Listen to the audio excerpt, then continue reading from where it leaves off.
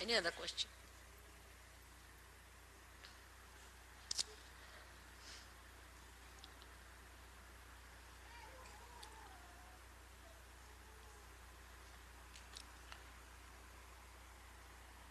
Mother, it seems that many of us here don't really know about the Hamsa chakra. About what? About the Hamsa chakra. Hamsa. In terms of understanding how it relates to the Vishuddhi and what we can do to strengthen our Vishuddhi.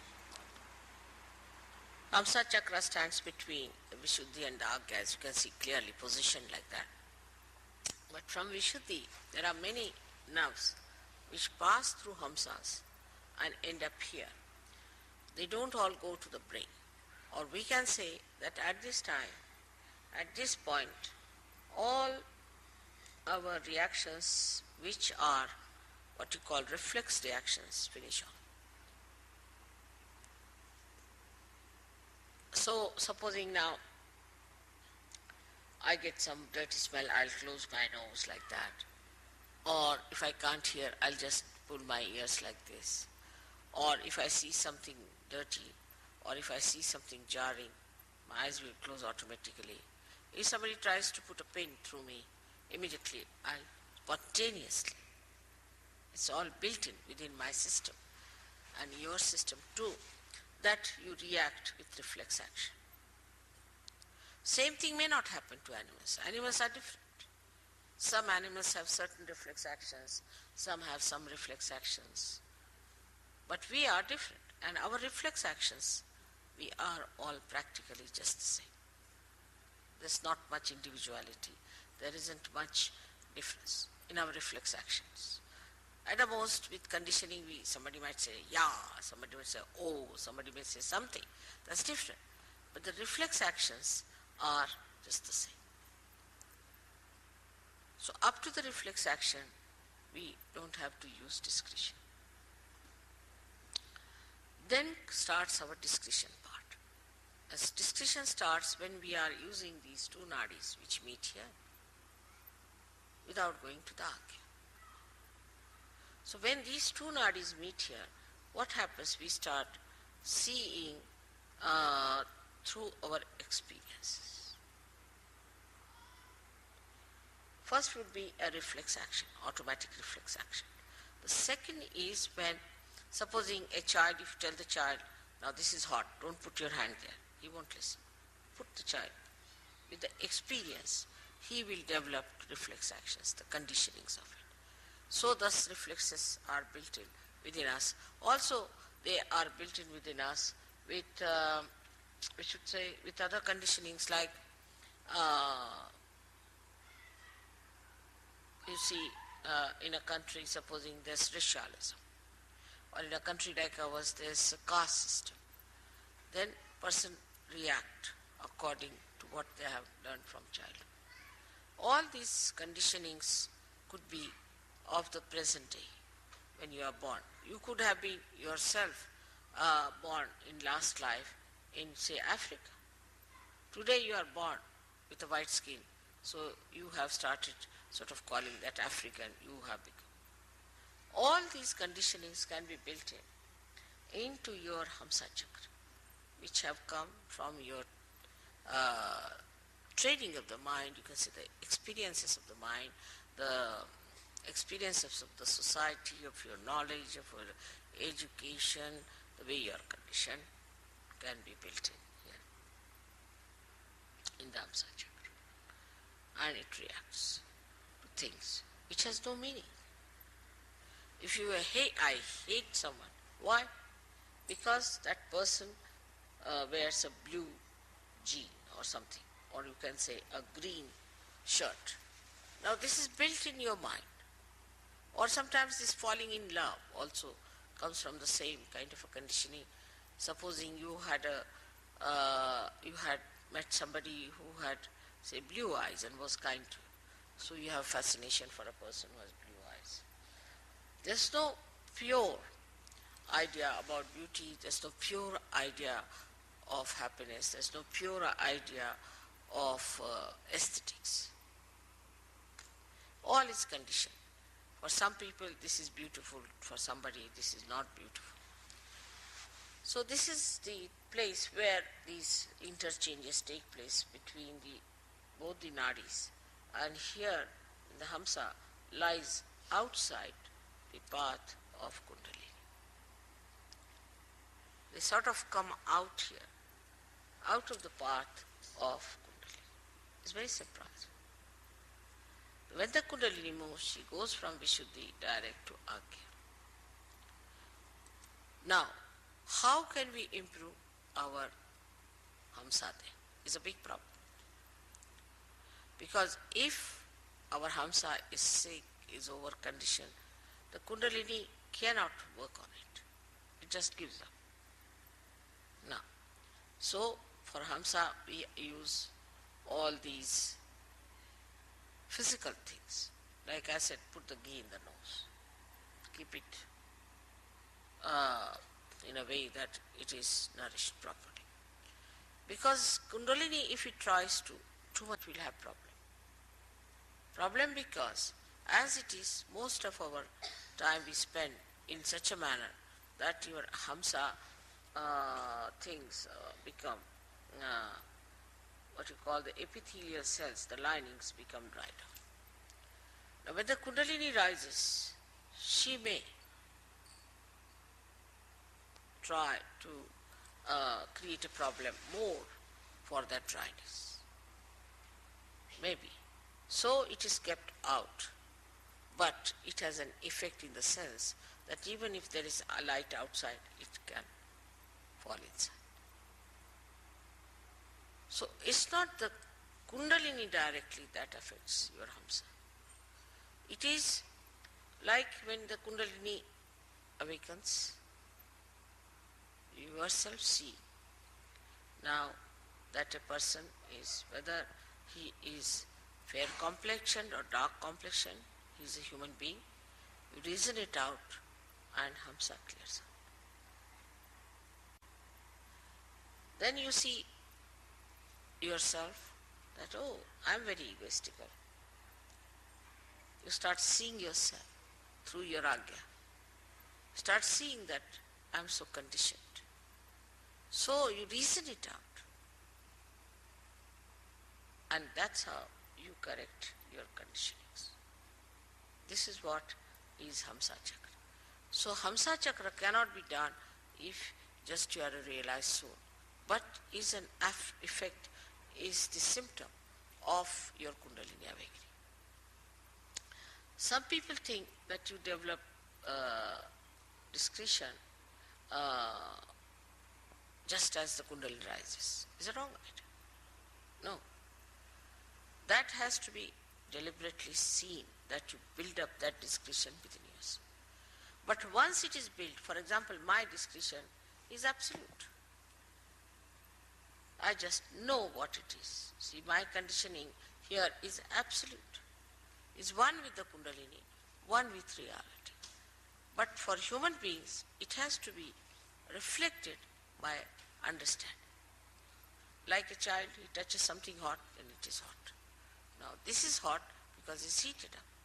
So you see a person is catching on the right heart. Right, he's catching on the right heart means he has got a right heart and he is suffering from such and such thing. You have to see it yourself. Now, if you tell the person, are you suffering from, say, asthma? He said, yes. How do you know? I know it because I have learnt it through my finger, which was burning. That's why I know it is.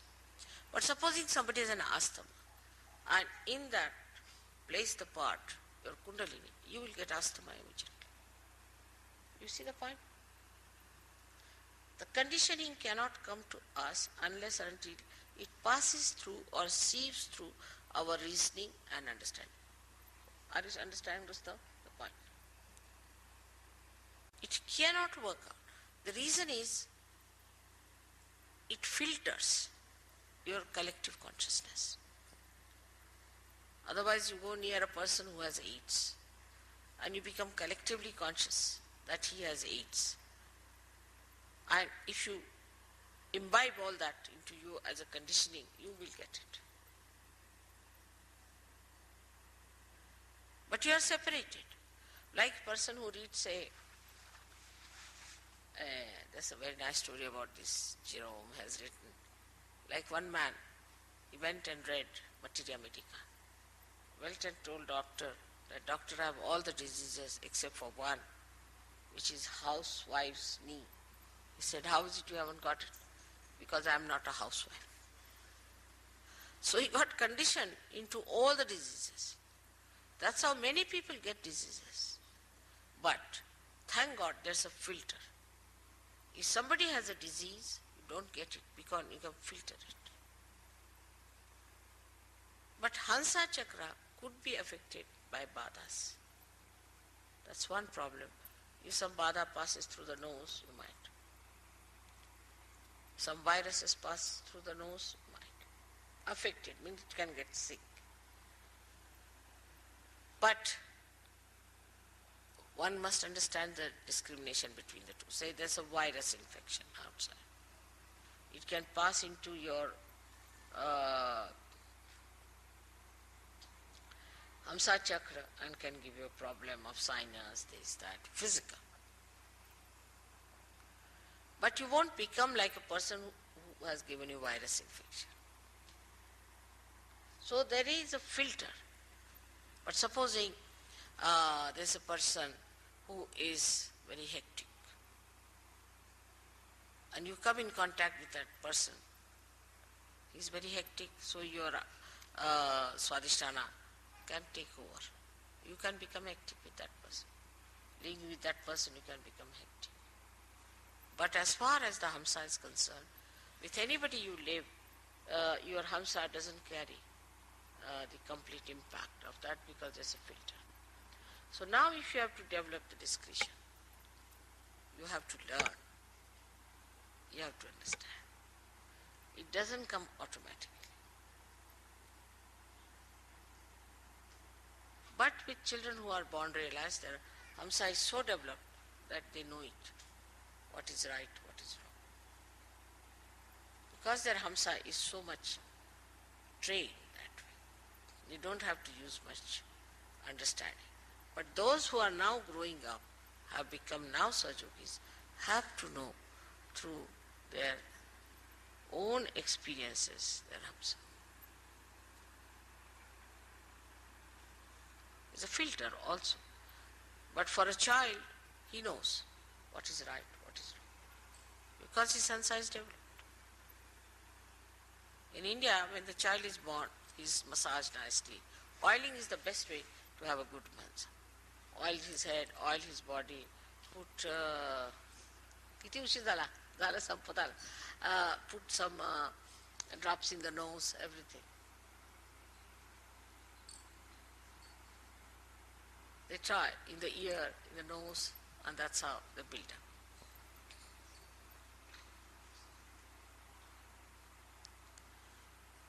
So, what I have to say that physically you should help your Hamsa chakra by using ghee and all that, and mentally you should use it by learning things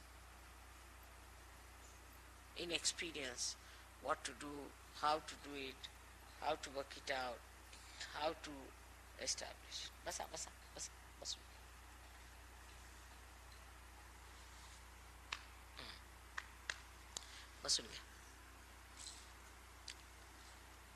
That is how Hamsa chakra grows and makes you discreet.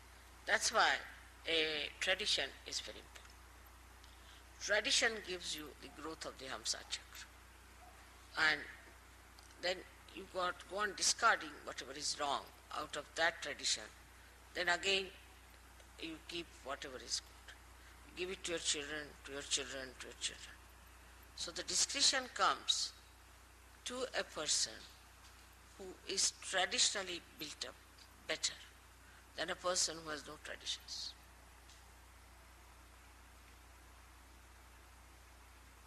Now, for example, this morning I was discussing that people fill the wash basin and wash their face in the West. In India, we cannot conceive of it, cannot even think of it. I mean, people don't know it can be done. Because in traditional way, it has come out that if you're washing your face and again your water goes into there, then all the dirt is in it, again you're using the same water. So you cannot have complete. So always use running water. Traditionally, we've learnt it. So it's so much in our heads, in our discretion, that we cannot even think of such a thing. Simple thing that Muladhara must be cleaned and washed. Any Indian you take it, he knows that is because they must have had some problems before. Whether he is in the north, is in the south, east or west, ask him. Auspiciousness is another thing. Is so much imbibed in the tradition. But if you have a tradition, say, of doing things which are absurd, also you can have traditions like that. Like very primitive people have all kinds of traditions which are very absurd. I was told that if you go to Ladakh, what they do, somebody dies, then keep the hand of the dead person in the house all the time like that. They think that that helps. But with tradition, which is wrong, by discarding that, they will understand is wrong. So the more traditional you are, the ancient you are, you learn many things. Like we would say English are in a way traditional. So supposing there's a lady coming down and you are coming with a lady, then the man will be in front automatically. He'll just move. But if she's going up, then man will follow her. Just happens automatically. Because traditionally they have learned that if you are going down, the lady may fall or something, so we should be in front. So what you call as the traditional habits of person gives you this Hamsa. And these habits are built better and better with trial and error methods. And that's how you develop it. Now for people who are Sahaja Yogis, it's much easier to imbibe them. Because if you see something, yes, that's wrong, it should not be finished. But you should be so clear-cut about it and should determine. It works out. Your answer will be all right. But you tell them 10 times, till they'll do the same thing. Then that means that Hamsa is not willing to accept.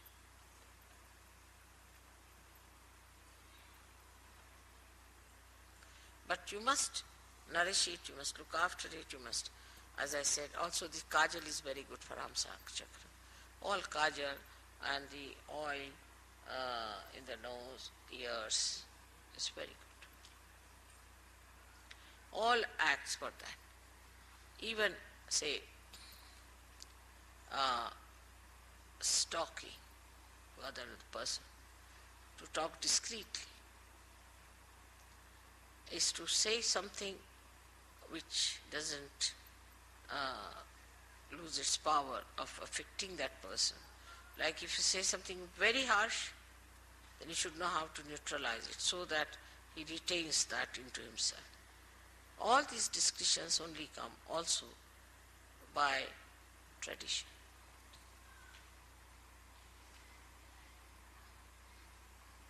When you find something that is futile, in a collective way, in a tradition, drops out.